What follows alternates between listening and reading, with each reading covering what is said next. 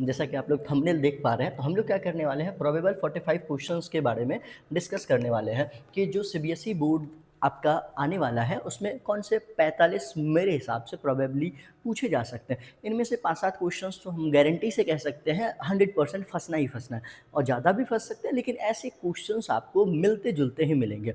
जैसे फिर बिना कुछ टाइम गवाए अगर आप इस सेशन को देख लेते हैं, 1 घंटे का सेशन होगा, हम आपको इस पूरे सेशन में बताने वाले हैं कि बोर्ड में आपको लिखना कैसे है। अगर आपका ये सवाल आ जाए तो इसको कैसे डील करेंगे, अगर ये सवाल आए तो इसको हम क्या लिखेंगे, कितना लिखेंगे, कब डायग्राम देखना है, कब लेबलिंग्स करनी है। तो चलिए फिर शुरू करते हैं सवाल नंबर 1 से। सवाल नंबर 1 में दिया गया है, एक डायग्राम दिया गया है, जैसा कि आप देख पा रहे हो। ये डायग्राम हम चैप्टर वाइज चलने वाले हैं, ठीक है। तो चैप्टर 1 का ही sexual reproduction and flowering plant का ये डायग्राम दिया गया है। तो ये डायग्राम को आप देख करके पहचान सकते हैं, ये जो हमारा है ये कौन सा डायग्राम है।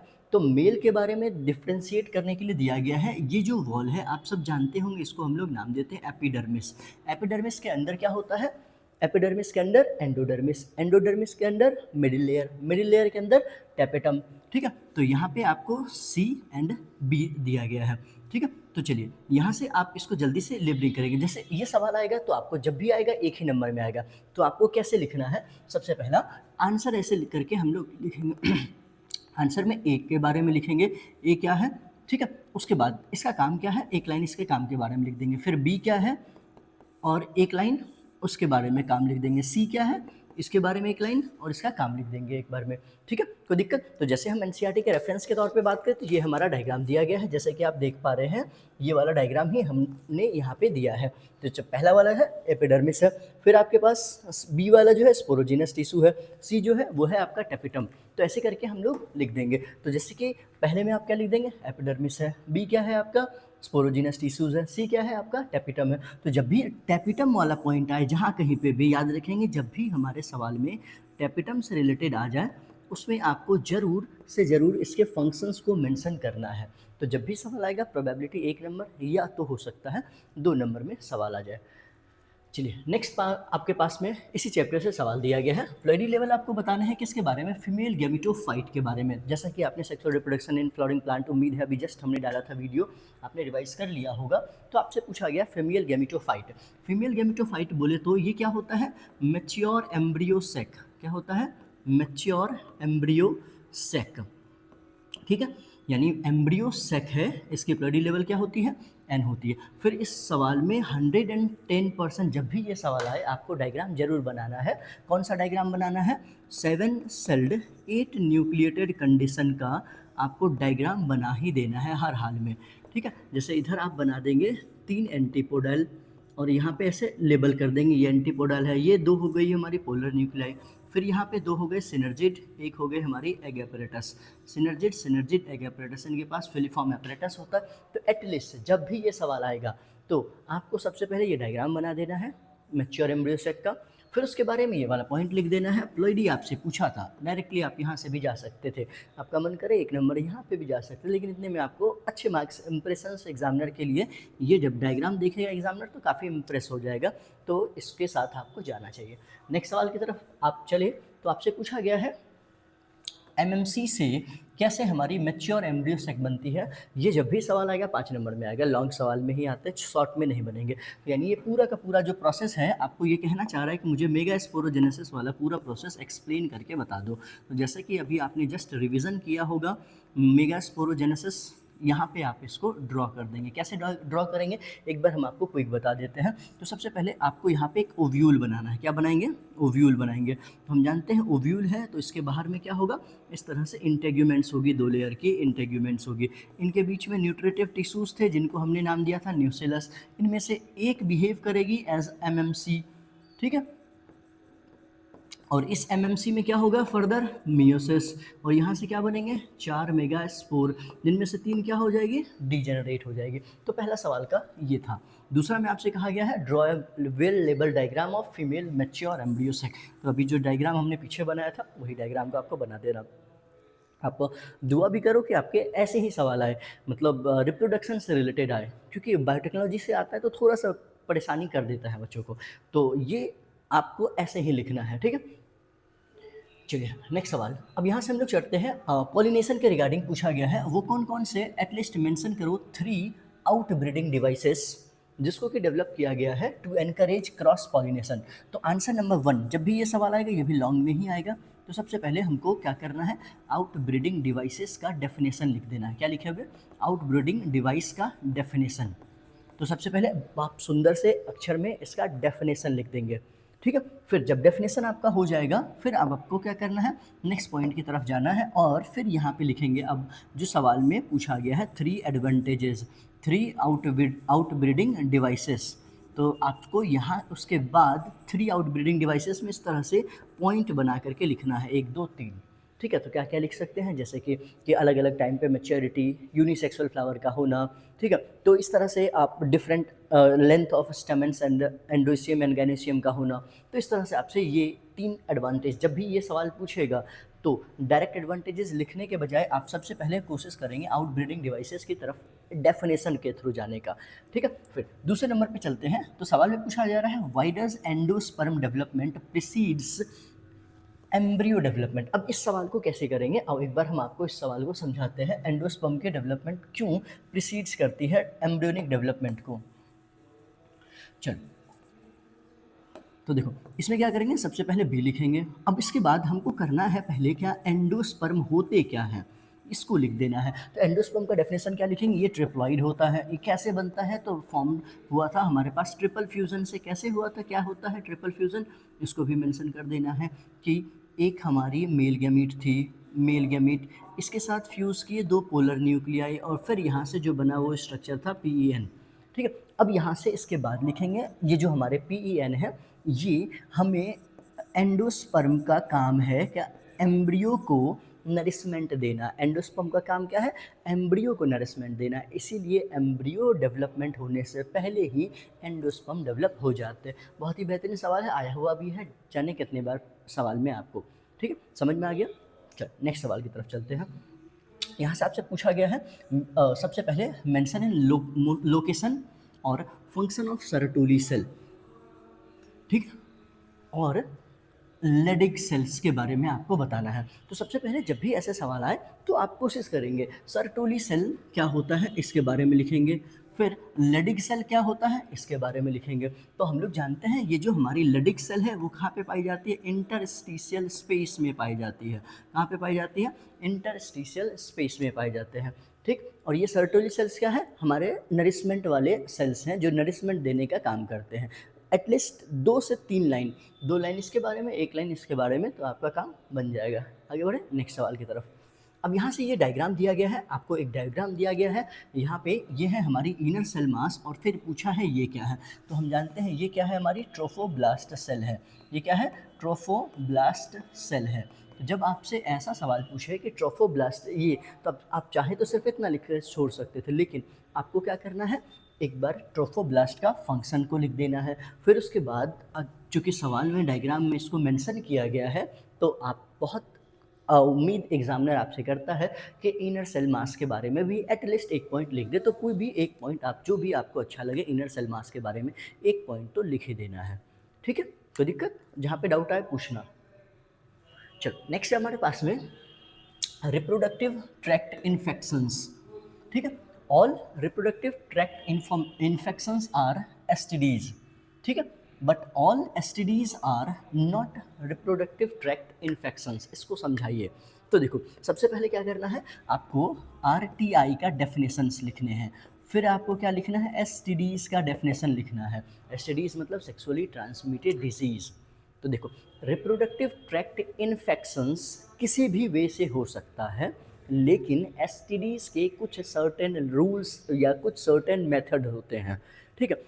RTI छोटा मोटा इन्फेक्शंस होता है, जनरली वो सुधार में आ जाता है, लेकिन STDs जैसे कि HIV, हेपेटाइटिस जैसे बीमारी अगर हो जाए तो इसके जो है हमारे पास में कोई परमानेंट क्योर नहीं होते हैं। तो इतना हम लोगों को इन दोनों के बारे में लिखना है। 2 नंबर के सवाल में आप इसको एक्सपेक्ट कर सकते हैं। चलो नेक्स्ट, अब आपसे पूछा गया है कि आप मुझे बताओ how are ZIFT and GIFT different from IUTs, ठीक है। तो सबसे पहले आपको करना क्या है, एक एक करके एक्सप्लेन करना है। सबसे पहले आप जिफ्ट लिखेंगे, तो जिफ्ट का फुल फॉर्म लिख देंगे जाइगोट इंट्रा फैलोपियन ट्रांसफ़र, ठीक है, जाइगोट इंट्रा फैलोपियन ट्रांसफर। उसके बाद आप क्या लिखेंगे, ये जिफ्ट हम कब कराते हैं, ये कंडीशन लिखना इस सवाल में बहुत ज़रूरी है। जैसे आपसे सवाल पूछा गया है कि जिफ्ट क्या है या इन तीनों में डिफरेंस क्या है, तो जिफ्ट में आप लिखेंगे इसमें हम क्या करते हैं, जाइगोट या अर्ली एम्ब्रियो, उसमें भी कब तक, up to 8 celled stage, up to 8 blastomere तक को हम फेलोपियन ट्यूब में ट्रांसफ़र कर देते हैं। तो इसी कंडीशन को हम नाम देते हैं जिफ्ट। 2 line, that's enough. ठीक है, फिर जैसे ही अब आप जिफ्ट लिख देंगे, फिर अगले बार में यहाँ से ऐसे पॉइंट बनाए, फिर दूसरा पॉइंट बना देंगे गिफ्ट।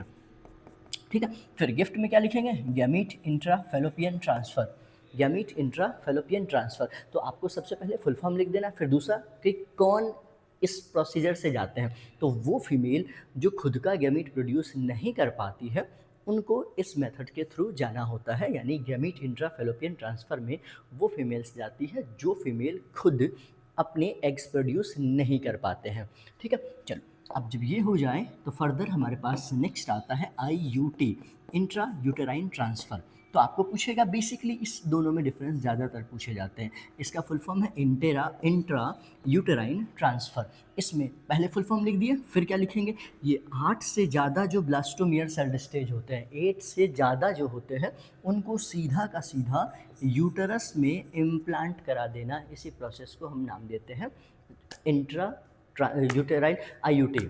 ठीक है, तो ऐसे ये सवाल आपको एक एक नंबर करके 3 यानी 3 नंबर में सवाल दे दे, या तो आपसे 2 नंबर में सवाल दे दे। तो आपको जब भी लिखना है ये बात को ध्यान रखेंगे, ऐसे करके पॉइंट वाइज लिख देने हैं। ठीक है, क्लियर। चलो अब हमारे पास नेक्स्ट है, आपको एक एग्जांपल बताना है ऑफ अ जीन जो कि रेस्पॉन्सिबल है मल्टीपल फिनोटाइपिक एक्सप्रेशंस के लिए। ठीक है, और साथ साथ ऐसे जीन्स को हम क्या कहते हैं और उसके इफ़ेक्ट क्या है और किस चीज़ के लिए रेस्पॉन्सिबल होते हैं। जल्दी से मुझे इसका कमेंट जवाब दीजिए, जल्दी।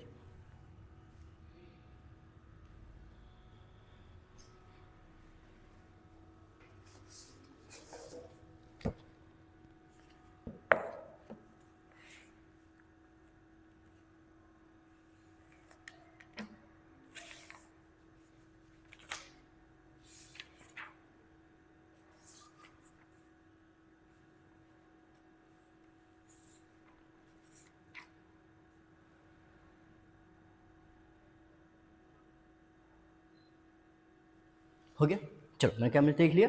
चलो ये अच्छा सवाल है, कोई दिक्कत, अगर आपको कुछ दिक्कत है जल्दी से मुझे बताओ, जल्दी से कमेंट करिए यहाँ पे। ठीक है, चलो आइए अब इसमें आंसर हमको क्या लिखना है, एक ही सवाल में 2-3 क्वेश्चंस दिए गए हैं। तो सबसे पहला सवाल पूछा गया है, वो जीन जो मल्टीपल फिनोटाइपिक एक्सप्रेशंस के लिए जिम्मेवार हो, तो ऐसे जीन्स को हमने नाम दिया था प्लियोट्रोपिक जीन। क्या नाम दिया था, प्लियोट्रोपिक जीन। तो पहले वर्ड का आंसर क्या हो गया, प्लियोट्रोपिक जीन। तो यानी अब आप इसमें फिर से इसका डेफिनेशन अपने मन से ऐसे ऐसा ही लिख देंगे। ठीक है, फिर उसके बाद आपसे पूछेगा एक इफेक्ट बताइए या एक डिजीज़ बताइए। तो बहुत कॉमनली आपके एनसीईआरटी में दिया गया है एक डिजीज़ जिसका नाम है फिनाइल कीटोन यूरिया। ठीक है, चलो तो 2 नंबर के सवाल में है, इसमें आपसे इतना ही एक्सपेक्ट करेगा वो, और उम्मीद है कि आप इसको कर पाएंगे। ठीक है, कोई दिक्कत, चलो आगे बढ़े। चलो नेक्स्ट, अब यहाँ से हम लोग चले तो आपसे सवाल पूछा जा रहा है वो डिसऑर्डर का, जल्दी से आप कमेंट कीजिए तब तक, वो डिसऑर्डर जिसमें, और साथ साथ उसका कैरियोटाइप भी बताइए, जहाँ पे सिम्टम्स में where a human male suffers from result extra X chromosome. Simply आप समझ सकते हैं, मेल होता है तो क्या होता है, XY होता है, और इस मेल में एक एक्स्ट्रा एक्स आ गया है, तो इसका कंडीशन क्या हो गया, XXY। और ऐसे इंडिविजुअल्स क्या होते हैं, नॉर्मली हमारे पास 44 प्लस XY होता है, अब इनके पास क्या हो गया 44 प्लस XXY, और ऐसे सिंड्रोम को हम लोग क्या नाम देते हैं, क्लाइन फिल्टर सिंड्रोम। यानी एक और इसके डिजीज़ को हम लोग क्या नाम देते थे, गायनेकोमेस्टिया। ठीक है, और फिर जब भी इसके सवाल आए, याद रखेंगे जेनेटिक डिसऑर्डर से जब भी रिलेटेड सवाल आए तो आपको ज़रूर से कुछ सिम्टम्स को मेंशन कर देने हैं। ठीक है, सिम्टम्स को ज़रूर मेंशन करना है, जैसे कि मेल्स में फीमेलनेस वाला कैरेक्टर आ गया, वॉइस थोड़ी पतली हो गई, पिच थोड़ी हाई हो गई। ठीक है, ब्रॉड इनके हिप ब्रॉड हो जा रहे हैं, डेवलपमेंट ऑफ ब्रेस्ट हो जा रहे हैं और प्रॉपर डेवलपमेंट ऑफ टेस्टिस नहीं हो पाता है। तो ऐसे करके आपको इसके बारे में लिख देना है एक पॉइंट। चलिए नेक्स्ट, अब यहाँ से एक न्यूमेरिकल क्वेश्चंस आपको आने के पूरे चांसेस हैं। सवाल में पूछा गया एक नॉर्मल विजन्ड मैन वुमेन, एक ऐसी फीमेल है जो नॉर्मल विजन है लेकिन उनके जो पिताजी थे वो कलर ब्लाइंड थे, तो यानी ये फीमेल 100% कैसी होगी, कैरियर होगी। क्यों? क्योंकि इसके पिताजी क्या थे, डिजीज़ थे। तो एक्स जो फीमेल में आता है वो अपने पिताजी का ही आता है। चलो दूसरा, इसकी शादी होती है एक नॉर्मल विजन मैन से। मैन अगर नॉर्मल विजन है तो इसका क्या हो जाएगा, एक्स एंड वाई। फिर आपसे पूछा जा रहा है इनके सन और डॉटर में कितने कलर ब्लाइंड होने की पॉसिबिलिटी है, क्रॉस के साथ समझाइए। तो जब भी आपको ऐसा सवाल पूछे तो ये हो गई हमारी फीमेल, ये हो गई हमारे मेल। अब आपको इसमें क्रॉस करके दिखाना है। तो सबसे पहले एक्स सी एक्स, फिर एक्स सी वाई, फिर इस वाले एक्स को करें तो X and X, X and Y. अब देखो हमारे पास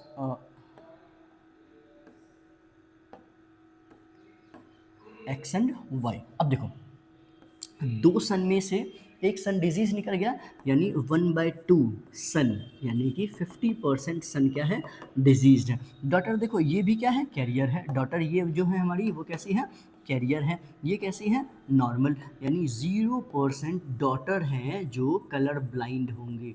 0% डॉटर कलर ब्लाइंड, लेकिन सन कैसे होंगे, 50% कलर ब्लाइंड। एक बार जल्दी से मुझे बताइए क्या ये क्रॉस आपको क्लियर है, अदरवाइज मैं दोबारा से आपको समझाऊँ। चलो नेक्स्ट, अब यहाँ से आपको बताना है, ये बहुत बार सवाल में पूछा गया, 1 नंबर का सवाल पूछेगा। AUG जो कोडोन है इसके 2 रोल होते हैं। ये इकलौता ऐसा कोडोन है जिसके 2 रोल हैं, इन दोनों रोल को बताना है। तो सबसे पहले AUG code for enzyme methionine, amino acid methionine के लिए ये कोड करते हैं, और साथ साथ AUG हमारे स्टार्ट कोडोन्स की तरह बिहेव करते हैं। बस 1 नंबर का सवाल होगा, बस इतना ही आपको लिखना है। क्लियर है? चलिए आगे बढ़ते हैं। अब नेक्स्ट सवाल हमारे पास में है, अब यहाँ से ये डायग्राम दिया गया है। इस डायग्राम में आपको पूछा गया है पहला सवाल, look at the above sequence और ABC को बताइए। तो सबसे पहले हमको क्या करना है, ये अच्छे खासे सवाल 2 नंबर में आ जाते हैं। तो ABC क्या है, देखो DNA से वापस DNA बन गया, यानी एक DNA से वापस DNA बन जाना, यानी A क्या है आपको ऐसे लिखना है, A क्या है हमारा, रेप्लिकेशन। फिर DNA से RNA बन रहा है, तो RNA जो बन रहा है इस प्रोसेस को हम लोग क्या नाम देते हैं, ट्रांसक्रिप्शन। क्या नाम देंगे, ट्रांसक्रिप्शन। फिर mRNA से जो प्रोटीन बन रही है इस प्रोसेस को हम लोग नाम देते हैं ट्रांसलेशन। तो यानी पहला सवाल का जवाब क्या होगा, ABC हम अलग अलग लिख देंगे। फिर उसके बाद आपको इसमें लिखना है कि जैसा कि हम जानते हैं ये जो है ये डायग्राम सेंट्रल डॉगमा थ्योरी का है।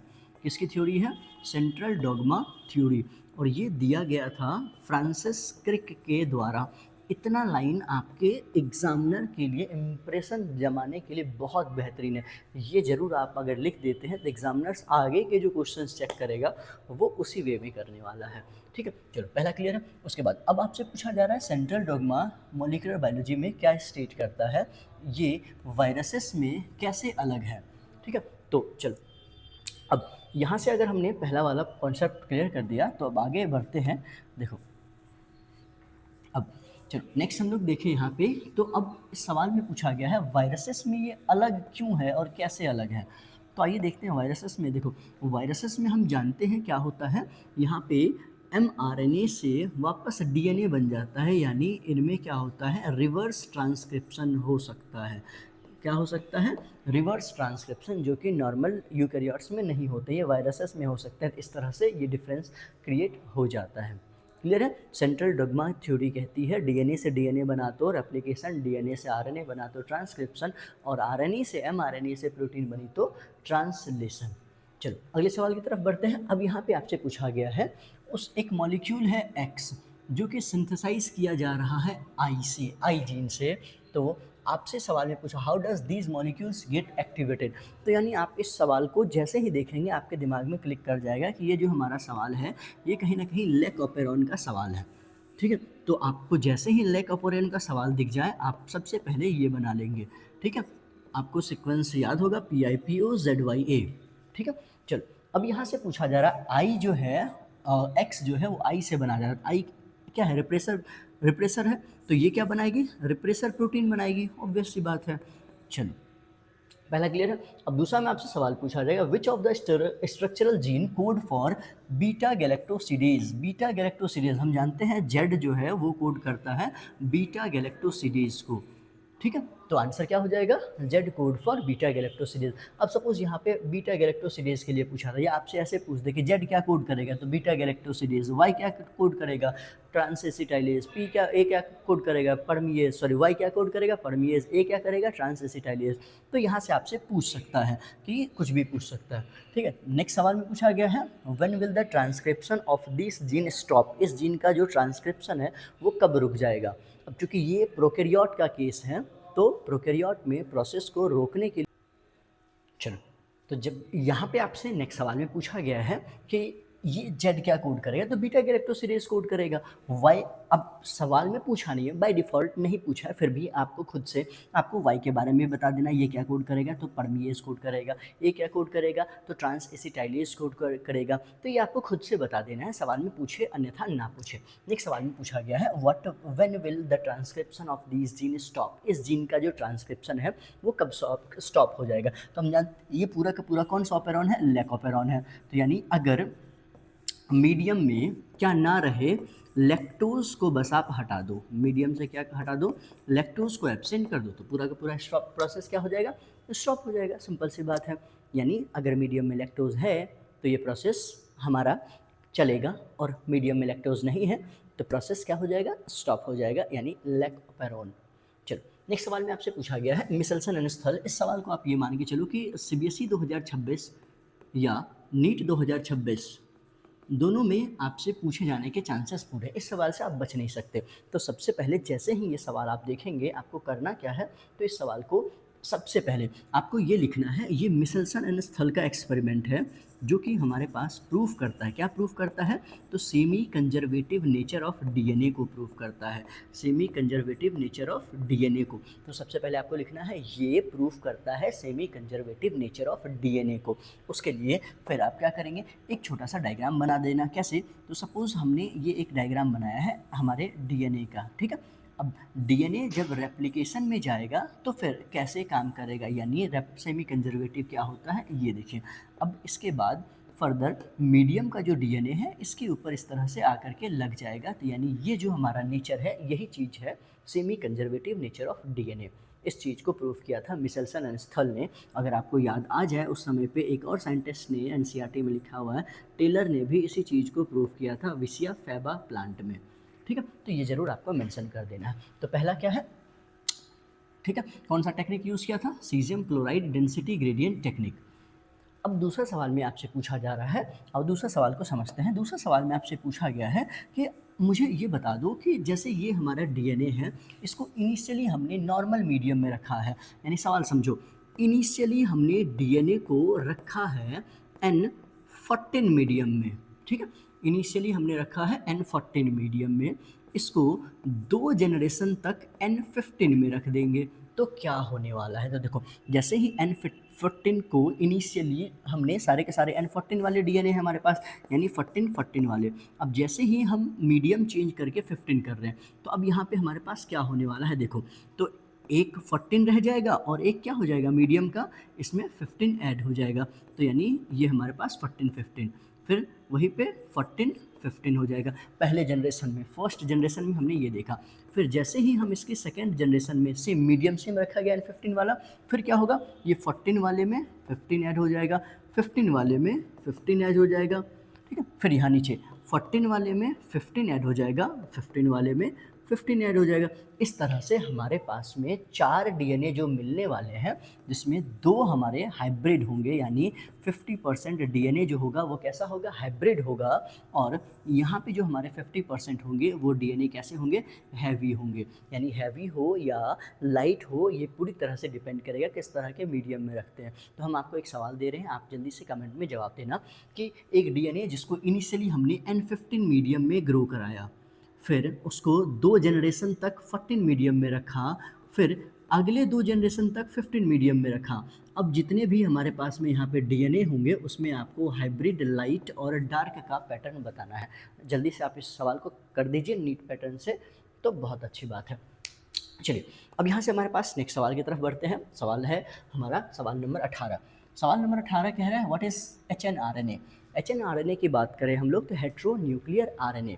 ठीक है, तो सबसे पहले आपको एचएनआरएनए का फुल फॉर्म लिख देना है। HN is equal to hetero nuclear RNA. फिर उसके बाद आप क्या करेंगे, यहाँ पे इसका डेफिनेशन लिख देंगे।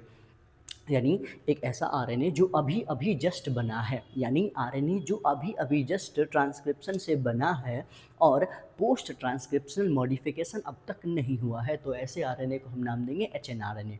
फिर अब चूंकि ये सवाल का मार्क्स अगर ये 2-3 नंबर पे हो तो इतना काफ़ी है, लेकिन अगर आपसे पूछा गया है कि इस पूरे के पूरे में प्रोसेसिंग बताओ कि कैसे एचएनआरएनए एमआरएनए में बदलता है, तो उस प्रोसेसिंग का नाम है पीटीएम। इसमें 3 स्टेप में कंप्लीट होता है। सबसे पहला हमारा कैपिंग, फिर हमारा है टेलिंग, फिर हमारा है स्प्लाइसिंग। अब एक एक करके सबको हम लोग अच्छे से जिक्र करने वाले हैं। कैपिंग में क्या करते हैं, मिथाइल गुआनोसिन ट्राइफॉस्फेट के कैप पहना देते हैं। टेलिंग में क्या करते हैं, 200 से 300 एडिनिलिक एसिड जोड़ देते हैं डायग्राम के थ्रू। डायग्राम कंपलसरी है, जैसे अगर हम कैपिंग में डायग्राम के तरफ जाएँ तो ये यहाँ से हमने मिथाइल गुआनोसिन ट्राइफॉस्फेट का कैपिंग करा दिया। फिर इसी की जब हमें टेलिंग करनी होगी तो देखो ये कैपिंग हो गई, यहाँ 200 से 300 एडिनिलिक एसिड हमारा हो गया। फिर उसके बाद जब हमको इसी डीएनए का स्प्लाइसिंग करना होगा तो यहाँ से स्प्लाइसिंग में जो रिमूवल होते हैं इंट्रोन्स का, removal of introns and additions of exons, जो हमारे नॉन फंक्शनल पार्ट हैं इसको यहाँ से हटा करके फंक्शनल पार्ट को आपस में जोड़ देंगे। इसे प्रोसेस को हम लोग नाम देते हैं स्प्लाइसिंग। ठीक है, I think I am clear. तो ये जब भी सवाल आएगा प्रोसेसिंग वर्ड आ जाए तो डायग्राम जरूर देना है। ये अक्सर 5 नंबर में सवाल पूछे जाते हैं।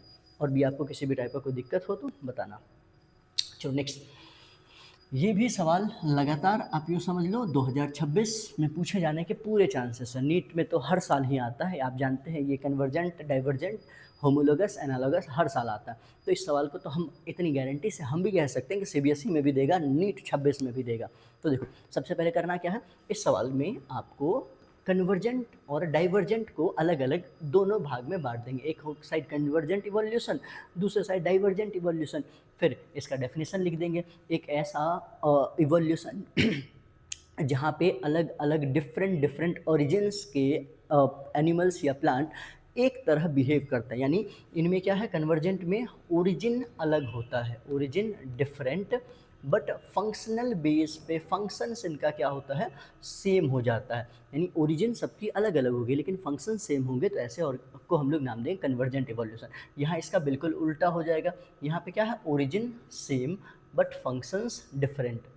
ठीक है, फिर उसके बाद क्या लिख देंगे, इनमें कौन सी कॉमन एंसेस्ट्रीज को है, कौन नहीं है कॉमन एंसेस्ट्री को, किसको हम लोग होमोलोगस कहते हैं, किसको हम लोग एनालॉगस कहते हैं। तो ये हमारा क्या हो गया, एनालॉगस स्ट्रक्चर हो गया, ये हमारा क्या हो गया, होमोलोगस स्ट्रक्चर हो गया। उसके बाद सवाल में एटलीस्ट एक एक एग्जाम्पल बोला है, तो जैसे एक एग्जाम्पल इसमें आप कुछ भी लिख सकते हो। जैसे आप लिख दो इसमें सिंपली मान लो फंक्शन सेम है, तो eyes of octopus, octopus and humans, हमारे आँख और ह्यूमंस के आँख दोनों का काम सेम है लेकिन ओरिजिन दोनों का अलग अलग। हम कॉर्डेट्स हैं, वो नॉन कॉर्डेट्स हैं। इनमें एक और स्ट्रक्चर्स लिख दो होमोलोगस स्ट्रक्चर में, 4 लिम्स ऑफ मैमल्स, यानी हमारे चीता के सबके 4 लिम्स का ओरिजिन सेम है लेकिन सबके काम क्या है, अलग अलग है। तो कुछ भी आप इस तरह से लिख सकते हैं। तो ये एक सवाल हमारे तरफ से आप कंफर्म मान के चलिए कि कहीं ना कहीं आपको देखने को जरूर ही मिल जाएगा, या तो सीबीएसई में या तो नीट में। चलिए नेक्स्ट, अब यहाँ से ये बहुत ही बेहतरीन सवाल है। ये सीबीएसई का आप यूँ कह लो कि ये भी अभी लगातार जो हम लोग सवाल करने वाले हैं पसंदीदा सवाल होते हैं सीबीएसई के, हार्डी-विम्बर्ग प्रिंसिपल। ठीक है, हम जानते हैं हार्डी-विम्बर्ग प्रिंसिपल क्या है, P square plus 2pq plus Q square is equal to 1। अब आपको सिर्फ इतना सा ही नहीं लिख देना है, आपको क्या लिखना है, पी क्या रिप्रेजेंट करता है, क्यू क्या रिप्रेजेंट करता है, और P plus Q is equal to 1 हो रहा है, इसका क्या मतलब है। ठीक है, हो सकता है इसके बेस पे आपको न्यूमेरिकल एक सवाल दे दे कि पी का वैल्यू इतना है तो पी स्क्वायर क्या होगा, क्यू स्क्वायर क्या होगा, या 2pq होगा। तो कोई बहुत बड़ी बात नहीं है कि सवाल आपसे ऐसा पूछते। ठीक है, तो आपको इसको जरूर मेंशन कर देना कि हार्डी-विम्बर्ग को जो फॉलो करेगा, यानी इवोल्यूशन हो रहा है या नहीं हो रहा है। या देखेंगे जो हार्डी-विम्बर्ग को अगर आप फॉलो करेंगे तो इवोल्यूशन नहीं होगा। उनमें से इसके एक फैक्टर के रिगार्डिंग आपसे सवाल पूछा गया है कि जेनेटिक ड्रिफ्ट कैसे हार्डी-विम्बर्ग को डिस्टर्ब करता है। हो सकता है इसमें से 6 में से कोई भी सवाल पूछ दे। अब आपसे इस बार जेनेटिक ड्रिफ्ट पूछा है इसमें, तो जेनेटिक ड्रिफ्ट का डेफिनेशन लिखेंगे पहले। तो ये लिख देना है, इसके बारे में रिप्रेजेंट करना है, पी स्क्वायर क्या है, क्यू स्क्वायर क्या है। फिर फैक्टर्स में लिखेंगे जेनेटिक ड्रिफ्ट। तो जेनेटिक ड्रिफ्ट का इसमें डेफिनेशन लिखेंगे इस तरह से। जेनेटिक ड्रिफ्ट क्या है? स्मॉल पॉपुलेशन का अचानक से गायब हो जाना, एक पॉपुलेशन से उस चीज़ को हम लोग नाम देते हैं जेनेटिक ड्रिफ्ट। इसमें हमने 2 तरह के इफेक्ट पढ़े थे, बोटलनेक इफेक्ट या फाउंडर्स इफेक्ट। तो ठीक है, इस तरह से आपको इसमें लिख देना है। ठीक है, चलिए आगे बढ़ते हैं। ये सवाल अक्सर अगर ऐसे पूछेगा तो ये प्रूफ करके ऐसे तो 5 नंबर में आपसे बन सकता है। अगले सवाल की तरफ चलते हैं और अगला सवाल है आपका एक्सपेरिमेंट ऑफ मिलर। ये सवाल इवोल्यूशन का, आप जानते हैं कि ये डायग्राम इसका आप प्रैक्टिस कर लेना। सबसे पहले हम आपको एनसीईआरटी से ये वाला डायग्राम दिखाना चाहते हैं कि इस डायग्राम को आप 100% घर जा कर के प्रैक्टिस कर लेना, या अभी बैठ करके ज़रूर इस डायग्राम को प्रैक्टिस कर लेंगे, केमिकल इवोल्यूशन वाला। ये डायग्राम आप देख पा रहे हैं, इस डायग्राम को प्रैक्टिस कर लेना, लेबलिंग्स अच्छे से देख लेना। इस डायग्राम की प्रैक्टिस हो जानी चाहिए, लेबलिंग्स अच्छे से आपके साथ क्लियर होनी चाहिए डायग्राम, और फिर इस डायग्राम को बना देना है। उसके बाद इसके रिगार्डिंग पॉइंट्स अपने को लिख देना है, क्या क्या कंक्लूजन कि 800 डिग्री सेंटीग्रेड मिथाइल कितना लिया था, NH3 कितना लिया था, H2 कितना लिया था, फिर उसके बाद कितने दिनों तक ये एक्सपेरिमेंट चला था, एक्सपेरिमेंट से क्या प्रूफ हुआ था, थ्योरी ऑफ केमिकल इवोल्यूशन है तो क्या प्रूफ हुआ था, ये सब आपको इसमें दर्शा देना है। ठीक है, डायग्राम 100% बनाना ही बनाना है इसमें कोई दो राय नहीं है कि आप डायग्राम छोड़ दें। चलिए, अब यहाँ से आते हैं हमारे पास next human health and disease का। ये वाला जो डायग्राम है एंटीबॉडी वाले सेगमेंट का, तो इस एंटीबॉडी वाले सेगमेंट को आप अच्छे से देखेंगे तो आपको समझ में आएगा कि ये हमारा जो लेबलिंग्स पूछा गया है वो क्या क्या है। तो देखो, सबसे पहले यही हमारा डायग्राम है जो यहाँ पे दिखाया गया है। तो देखो, ये हमारे SS है यानी डाइसल्फाइड बॉन्ड है, ये हमारा एंटीजन बाइंडिंग साइट है। ठीक है, और B और C चेन दोनों बाहर लटक रहे हैं, यानी ये आपके L2 है यानी लाइट चेन है, जबकि ये E वाला जो है ये है आपका हेवी चेन। तो यानी आपको सबसे पहले तो ये लेबलिंग कर देना है। फिर उसके बाद ये क्या है? एंटीजन है हमारा, तो कैसे इसके बारे में हम और क्या क्या लिख सकते हैं। तो चलो, सवाल में पूछा जा रहा है एक्सप्लेन कीजिए इननेट इम्यूनिटी, एक ऐसी इम्यूनिटी जो हमें बॉर्न के साथ, जन्म के साथ ही मिल जाती है, उसे इम्यूनिटी को हम लोग नाम देते हैं इननेट। फिर दूसरा है पैसिव इम्यूनिटी, एक ऐसी इम्यूनिटी जो हमारी बॉडी में एक मेमोरी क्रिएट करता है, फिर उसके बाद सेकेंड एक्सपोजर पे ये काम करती है। इसी टाइप की इम्यूनिटी को पैसिव इम्यूनिटी कहते हैं। फिर आपसे डायग्राम में ABCDE जो EADE को और F आपसे पूछा गया है तो आपको बता देना है। चलिए चलते हैं अगले सवाल की तरफ। अब देखो, ये जो इधर भी स्ट्रेन चल रहा है मलेरिया, HIV, ऐसे सवाल के आने के पूरे चांसेस होते हैं। तो आपको ये पूरा का पूरा डायग्राम अच्छे से क्लियर होना चाहिए। ये जो पूरा का पूरा डायग्राम है रेट्रोवायरस यानी HIV का इन्फेक्शन कैसे हो रहा है, इसको आपको दिखाने की कोशिश की गई है यहाँ से। ठीक है, ये वाला जो डायग्राम है आपका बिल्कुल यहीं से डायग्राम दिया गया है। तो यहाँ से आप देख पा रहे हैं ये हमारा ये जो वायरल RNA है वो अंदर आ रहा है। तो ये जो वायरल RNA है यहाँ पे एंजाइम कौन सा लगेगा? Reverse transcriptase. फिर यहाँ पे जो हमारे बी हैं ये जा कर के हमारे इस जो सेल होस्ट हैं उनकी बॉडी में इनकॉर्पोरेट हो रहे हैं, यानी वो वहाँ पे जा कर के ऐड हो रहा है। यानी ये दिखाना चाह रहा है कि बी में कि यहाँ पे वायरल RNA यानी सिंगल स्ट्रैंडेड RNA ऐड हो रहा है। फिर सी दिखा रहा है कि यहाँ से मिक्स होकर के RNA बाहर आ रहा है।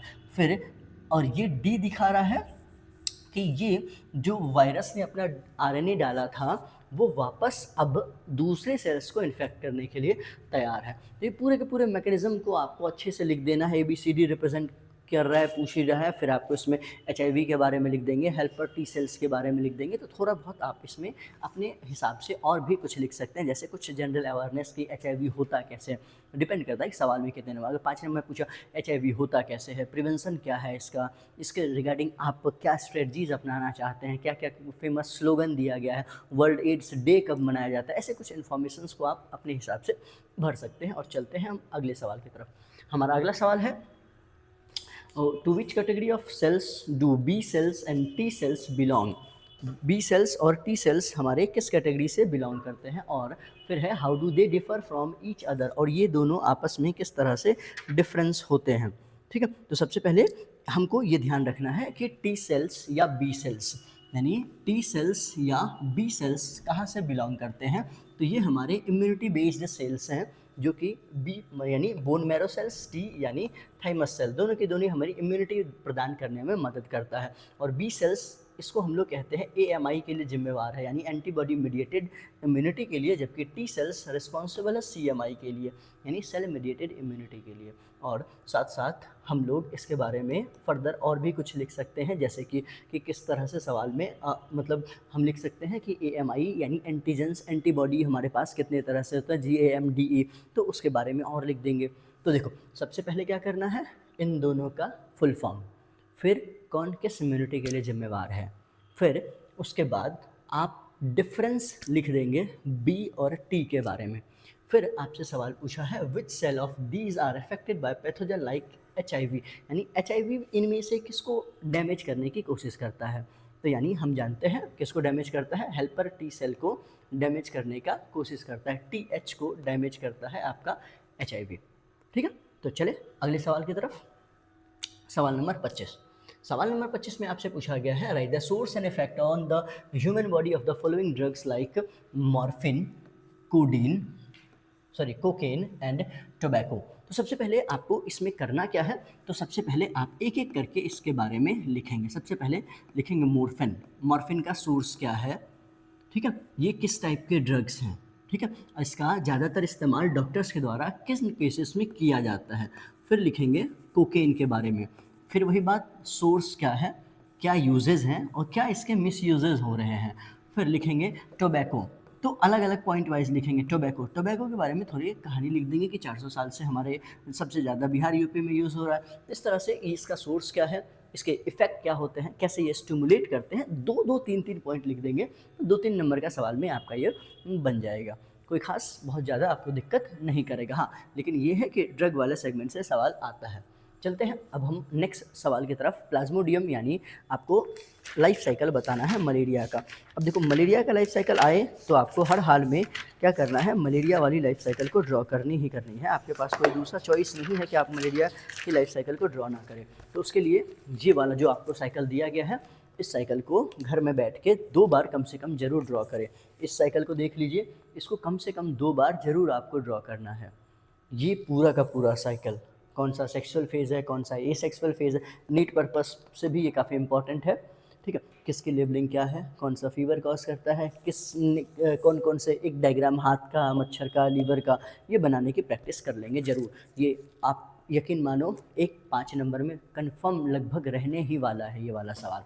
ठीक है, चलो नेक्स्ट। अब आपसे पूछा गया है micro organism plays an important role in the biological treatment of sewage, justify कीजिए। अब यानी सिंपली सबसे पहले आपको इसमें करना क्या है, STP के बारे में थोड़ा बहुत डेफिनेशन बताना है, यानी सीवेज ट्रीटमेंट प्लांट है क्यों, हम इसको क्यों यूज़ कर रहे हैं, इसमें क्या क्या मेथड अपनाए जाते हैं।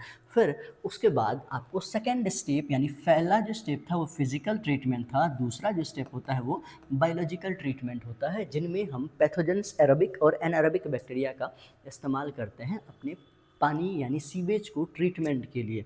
तो वहाँ से फिर लास्ट में इसको लिखेंगे। पहले सीवेज के बारे में 1-2 लाइन, अगर 2 नंबर का सवाल है तो बहुत ज़्यादा नहीं, डायरेक्ट चल जाएंगे इस पर कि सीवेज ट्रीटमेंट प्लांट में 2 तरह के मेथड यूज़ होते हैं, फिजिकल, बायोलॉजिकल, और फिर सीधा बायोलॉजिकल को डिफाइन करेंगे। लेकिन अगर ये 5 नंबर के सवाल में दे दिया तब तो आपको पूरा सीवेज को बताने की कोशिश करनी है, उसमें फिर हाईलाइट लास्ट में अलग से बायोलॉजिकल ट्रीटमेंट को हम लोग करेंगे। चलते हैं अगले सवाल की तरफ। अब आपसे पूछा गया है कि मुझे बताइए स्ट्रेप्टोकोकस, मोनास्कस और ट्राइकोडर्मा का क्या क्या यूज़ है। स्ट्रेप्टोकोकस से बनता है स्ट्रेप्टोकाइनेज, क्या बनता है, स्ट्रेप्टोकाइनेज, और ये होता है ब्लड क्लॉट ब्लस्टर। ठीक है, फिर है आपका मोनास्कस, मोनास्कस परप्यूरियस, जिससे ऑब्टेन होता है ड्रग स्टेटिन्स, और इसको हम लोग यूज़ करते हैं ब्लड कोलेस्ट्रॉल लोअरिंग एजेंट के तौर पे। और फिर है हमारा ट्राइकोडर्मा, जो कि फंगल ट्रीटमेंट्स के लिए हम लोग इसका इस्तेमाल करते हैं। चलो अब नेक्स्ट सवाल है हमारे पास में। हाँ, ये सवाल के भी आने के चांसेस, आपको लगे सर इस सवाल में आपसे पूछा गया है biological control of paste and pathogens को प्रिफर किया जा रहा है ओवर पेस्टिसाइड्स। अब ये सवाल इसीलिए क्योंकि एनालिटिकल बेस्ड सवाल है, एनवायरनमेंट फ्रेंडली सवाल है, तो इस सवाल को CBSE ज़रूर प्रमोट करने की कोशिश करेगा। तो आप इसके रिगार्डिंग जितने अच्छे से लिख सकते हैं ज़रूर लिखिएगा, और लास्ट में इकोनॉमिक साथ साथ फाइनली आप अपना सजेशन तौर पे ज़रूर लिखिएगा ऐसे सवाल में। जब भी कोई ऐसे सजेस्टिव टाइप सवाल पूछे ना, तो उसमें लास्ट में अपना सजेशन ज़रूर लिखना होता है, जो आपको लगता है कि हाँ अच्छा है तो लिखेंगे ज़रूर। अगले सवाल पे चले तो अब आपके पास पूछा गया है टीआई प्लाज्मिड। तो आपको ये टीआई प्लाज्मिड में जाने से पहले सबसे पहले क्या करेंगे, प्लाज्मिड क्या होते हैं इसको लिखेंगे। फिर टीआई प्लाज्मिड कैसे हमने ग्रो किया था, ट्यूमर इंड्यूसिंग प्लाज्मिड।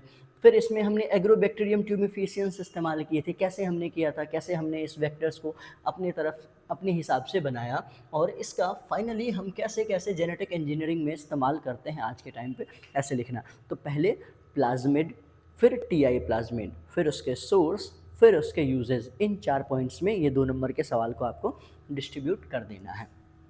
अगले सवाल की तरफ चले तो मॉलिक्यूलर सीजर क्या होता है, एक ही नंबर में आपसे सवाल पूछेगा मॉलिक्यूलर सीजर क्या होते हैं। Endonucleases are known as molecular scissors. फिर आप एक दो एग्जांपल लिख देंगे एंडोन्यूक्लियसेस का। फिर और आपका मन करे तो कैसे हमने एंडोन्यूक्लियस की डिस्कवरी करी थी वो लिख देंगे। ठीक है, चलिए अगले सवाल की तरफ चलते हैं। सवाल नंबर 32। ये वाला सवाल बहुत ही बेहतरीन सवाल है।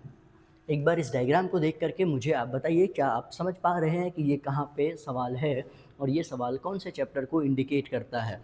ये डायग्राम आप देख पा रहे होंगे, तो इस डायग्राम से आपको इंडिकेशन हो रहा है पीसीआर, यानी सबसे पहले लिखना है पॉलीमरेज चेन रिएक्शन। क्या है ये, पॉलीमरेज चेन रिएक्शन। इसके बाद आपको करना है कि पीसीआर हम क्यों जाते हैं, जब हमारे पास डीएनए की बहुत कम कॉपी हो उसकी एम्प्लीफिकेशंस के लिए, यानी एक से बहुत सारे बिलियंस नंबर मिलियंस नंबर में हमें जब डीएनए चाहिए तो हम जाते हैं इस मेथड के थ्रू। फिर आपको लिखना है इस मेथड में होता क्या है। तो ये जो पीसीआर है 3 स्टेप में कंप्लीटेड होते हैं, डीनेचुरेशन, एनीलिंग, एक्सटेंशन। फिर उसमें हमने जो पॉलीमरेज यूज़ किया है टेक पॉलीमरेज, इसकी कहानी आप लिख देंगे, टी क्या है, ए क्यू क्या है। ठीक है, फिर कैसे हमने इसका इस्तेमाल, यही हमने क्यों यूज़ किया, इसके बारे में आप थोड़ा बहुत लिख देंगे। ठीक, फिर उसके बाद आपसे पूछा है प्रोसेस ए का नाम बताइए।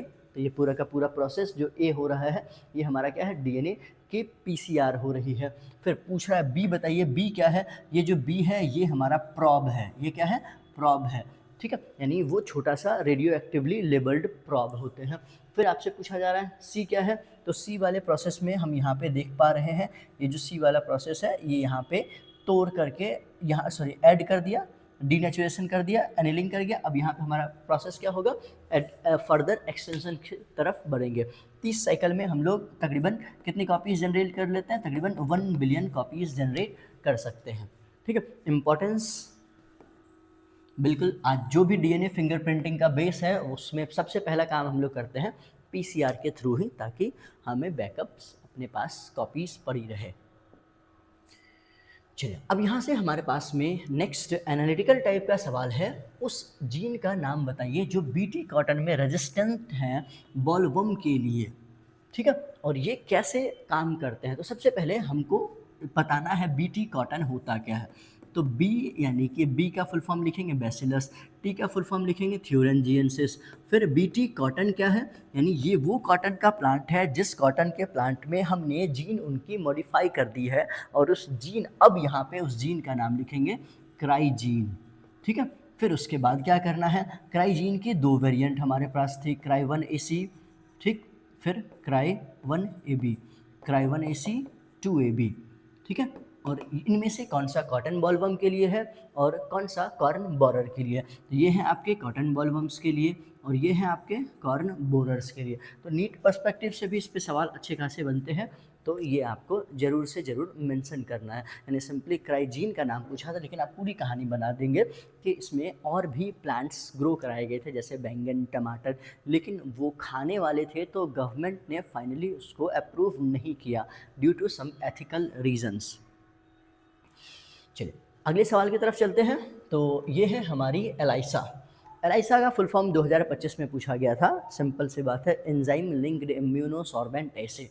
ये किस चीज़ के लिए इस्तेमाल होता है, तो सिंपली जो सबसे ज़्यादा इसका कॉमनली यूज़ है RT-PCR वाले मेथड में, और फिर HIV की कन्फर्मेटरी टेस्ट हमें प्रोवाइड करता है एलाइसा। और फिर एक लाइन ज़रूर लिखेंगे, it is based on antigen antibody reaction. ये तो ज़रूर आपको मेंशन करना ही करना है। आइए अगले सवाल की तरफ। सवाल नंबर 35। सवाल नंबर 35 आपसे पूछा जा रहा है, how is the introduction of genetically engineered lymphocytes into ADA deficiency patient is not a permanent cure, suggest a permanent cure. तो सबसे पहले आपको करना क्या है कि इसके बारे में बताना, एडीए क्या है, एडिनोसाइन डी अमाइनेज। तो पहला पॉइंट क्या करना है, एडीए के बारे में बता दिए, इसका full form adenosine D aminase. ये ट्रीटमेंट सबसे पहले एक 4 साल की लड़की को दिया गया था, 4 ईयर ओल्ड गर्ल को दी गई थी ये ट्रीटमेंट, ठीक है, जिसमें अदा की डिफिशियंसी थी, ठीक है। चलो उसके बाद अब आपको करना क्या है, फर्दर हम बताएंगे कि नेक्स्ट में कि कौन कौन से हमारे पास में मेथड है। हमारे पास मेथड क्या क्या है कि जीन रिप्लेस कर दो, यानी जो ख़राब जीन है उसको हम लोग कर दो। फिर दूसरा है बोन मैरो ट्रांसप्लांटेशन, यानी ये जो हमारा है एंजाइम रिप्लेसमेंट थेरेपी था। ये कौन सा है, ये पूरा मैसेज कौन सा यूज़ हुआ था, एंजाइम रिप्लेसमेंट थेरेपी, यानी इसमें जो हमारी ख़राब एंजाइम्स थी, बनाने वाली प्रोटीन्स थे, उसको हम रिप्लेस कर दे रहे।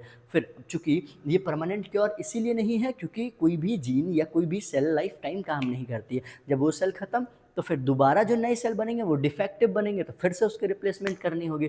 फिर दूसरा उपाय क्या है, बोन मैरो ट्रांसप्लांट कर दो। तो लेकिन बोन मैरो ट्रांसप्लांट करेंगे तो उस सेल की कुछ महीनों तक लाइफ हो जाएगी, लेकिन कुछ हो सकता है कुछ सालों तक हो, लेकिन ये भी परमानेंट क्योर नहीं है। तो आपसे सवाल पूछा परमानेंट क्योर आखिरकार है क्या, bone marrow transplantation at early embryonic stage. Early embryonic stage में अगर आपने बोन मैरो ट्रांसप्लांटेशन कर दिया, यही एकमात्र इकलौता इसका परमानेंट क्योर है। तो इसके बारे में लिख देंगे, SCID से सफ़र होने वाले severe combined immuno deficiency disorder से ग्रसित लड़की, जिसका नाम था, सॉरी नाम नहीं, ADA डिफिशियंसी थी, अदा की उसके पास कमी थी, तो उसको हमने ERT कराया था, एंजाइम रिप्लेस किया था। फिर दूसरा उपाय था बोन मैरो ट्रांसप्लांटेशन, लेकिन इसका परमानेंट उपाय है बोन मैरो का transplantation at early embryonic stage. चलिए अगला सवाल चलते हैं 36। जैसे ही आप इस कंपनी का नाम देखते हैं आपके दिमाग में आ जाता है, बच्चे बहुत हंसते हैं इस कंपनी के नाम पे, इली लिली इन द ईयर 1983। ये एक अमेरिकन कंपनी है जिसने पहली बार ह्यूमुलिन के बारे में आपको बताया था। ह्यूम्यूलिन को इन्होंने बनाया।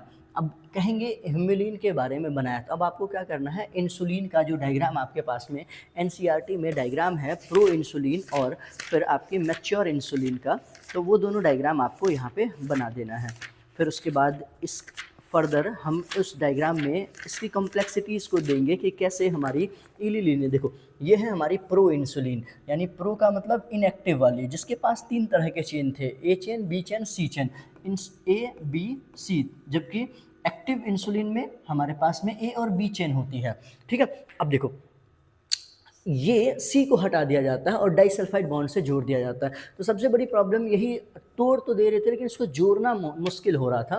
तो फर्स्ट टाइम इली लिली ने 1983 में इस प्रोसेस को करके दिखाया था, ठीक है। अब ये आपका इतना लिखना है इली लिली के बारे में, ह्यूमुलिन्स के बारे में।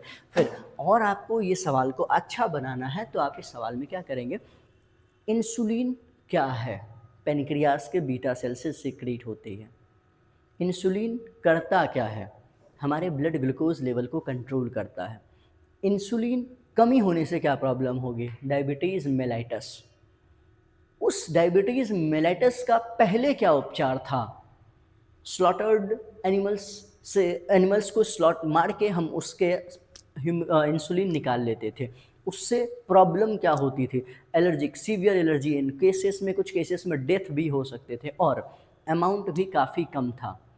और तब जाकर के इली लिली ने 1983 में पहली बार मनचाहा अपने हिसाब से क्वांटिटी बिना एनिमल्स को हर्ट किए इन्होंने ह्यूमुलिन बनाया। फिर प्रो कैसे इसमें बना, ये 5 नंबर का बेहतरीन सवाल में आपसे ये इतना आप लिख देना। पेनक्रियास से अगर आपने बीटा सेल से शुरू किया तो एग्जामिनर एकदम इम्प्रेस हो जाएगा। चलिए अब चलते हैं, हमारे पास में 2 ग्राफ दिए गए हैं। इस 2 ग्राफ के बारे में ए क्या रिप्रेजेंट करता है, बी क्या रिप्रेजेंट करता है। देखो ए कर्व हो रहा है जे शेप।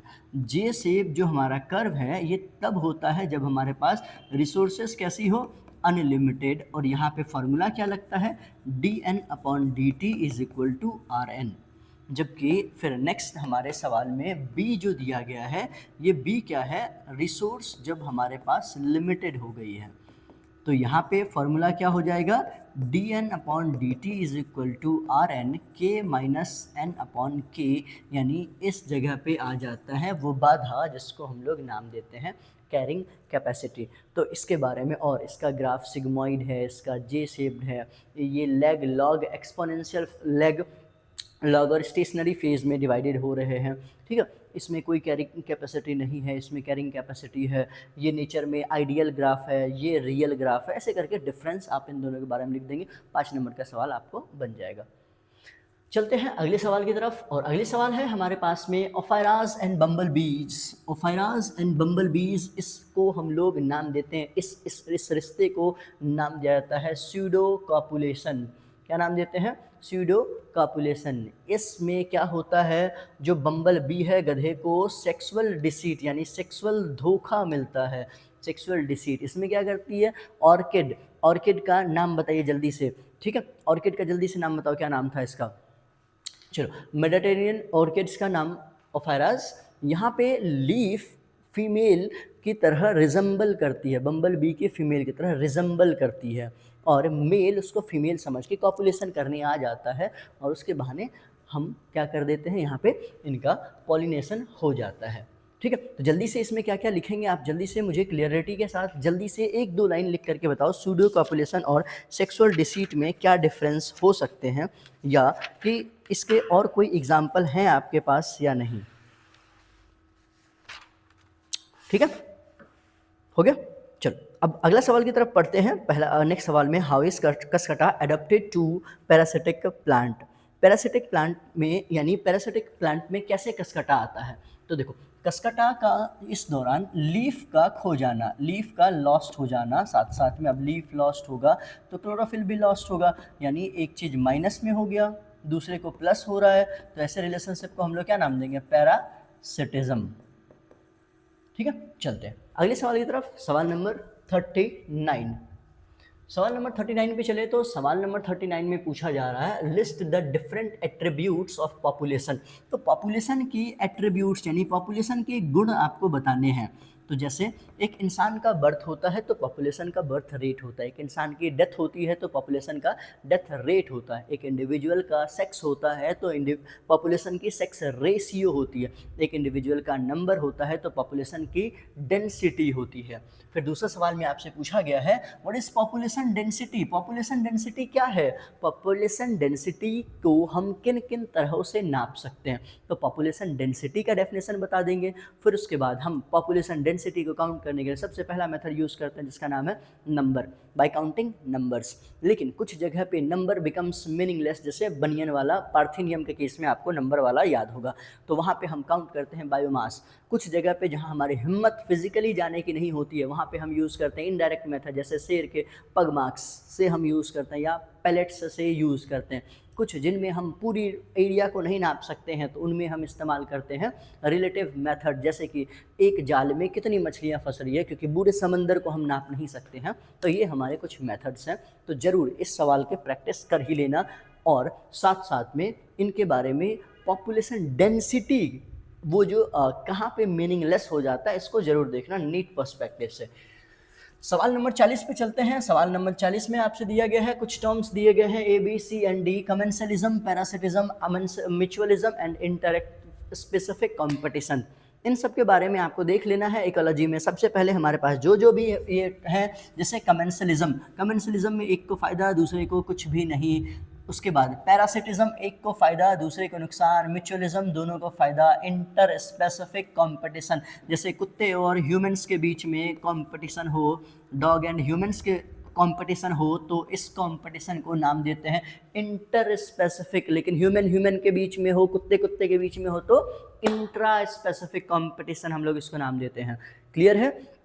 और रिमेनिंग्स को भी क्यों छोड़ना, अमेंसलिज्म यानी -0, कंपटीशन यानी माइनस, ये सारे जो भी हमारे पास टर्म्स हैं इनको देख लेना, इनके एग्जांपल्स देख लेना। 100% आएगा सवाल। इस सवाल के लिए भी मैं गारंटी रूप से कहता हूं, अगर ना आए तो कैमरा पे है बताना अगली बार कि सर नहीं आया था। चलते हैं अगला सवाल हमारे पास में। सवाल number 48, what is the difference between primary and secondary productivity. तो सबसे पहले आपको प्रोडक्टिविटी लिखना है और नीट पर्सपेक्टिव से प्रोडक्टिविटी का यूनिट सबसे ज़्यादा इम्पॉर्टेंट है।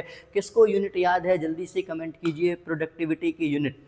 फिर प्राइमरी प्रोडक्टिविटी क्या है, वो प्रोडक्टिविटी, वो अमाउंट जो प्रोड्यूसर्स के द्वारा हो रहे हो, हमारे पास मिल रहे हो, उसको हम लोग नाम देते हैं प्राइमरी प्रोडक्टिविटी। और जो हम प्रोड्यूसर्स के अलावा कहीं से कंज्यूमर से आ रहा है तो उसको हम लोग नाम देते हैं सेकेंडरी प्रोडक्टिविटी।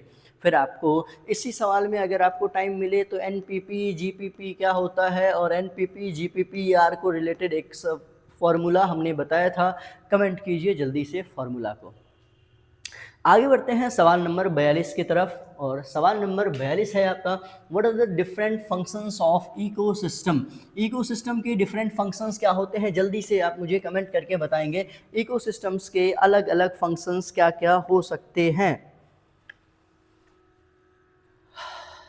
अभी हमने जो बताया वही में से जल्दी से बताओ इकोसिस्टम के डिफरेंट फंक्शंस क्या हो सकते हैं। तो सबसे पहला प्रोडक्टिविटी, दूसरा क्या हो सकता है डिकम्पोजिशन, तीसरा क्या होगा एनर्जी फ्लो, ठीक है एनर्जी फ्लो, और चौथा क्या होता है न्यूट्रिएंट साइक्लिंग। ये हमारे पास 4 है। तो ये सवाल आपको क्या लगता है कितने नंबर में पूछा जाता होगा, 5 नंबर में। तो क्या इतना ही लिख के छोड़ देंगे, बिल्कुल भी नहीं। प्रोडक्टिविटी को डिफाइन करना अच्छे से, और उसमें से आप ये समझ के रखो कि डिकम्पोजिशन पे सीबीएसई में कहीं ना कहीं किसी न किसी फॉर्मेट में सवाल तो रहेगा डिकम्पोजिशन पे, ठीक है। फिर एनर्जी फ्लो के बारे में, और ये इसके बारे में आप कुछ भी नहीं लिखेंगे तो भी चल जाएगा क्योंकि एनसीईआरटी ने इस टॉपिक को डिलीट कर दिया है। और आगे बढ़ते हैं सवाल नंबर 43। सवाल नंबर 43 इंपॉर्टेंट है। पिरामिड क्या होता है, इकोलॉजिकल पिरामिड क्या है, कितने डिफरेंट टाइप के पिरामिड्स हैं नेचर में, इसको आपको बताना है। तो सबसे पहले पिरामिड समझाना है, स्ट्रेटिफिकेशन का डेफिनेशन लिखना है, और पिरामिड में जो रूल्स होते हैं कि बेस पे हमेशा प्रोड्यूसर होंगे और एपेक्स पे हमेशा टॉप कंज्यूमर होंगे, इस चीज़ को मेंशन करना है। फिर हमारे पास पिरामिड 3 तरह से होते हैं, pyramid of number, pyramid of biomass, pyramid of energy.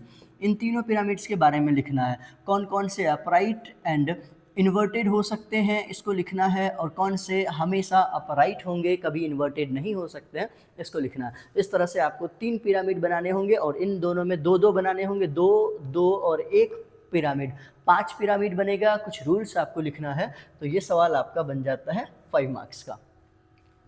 आगे चलते हैं सेकेंड लास्ट सवाल की तरफ। सवाल नंबर 44, IUCN का full form, what is IUCN।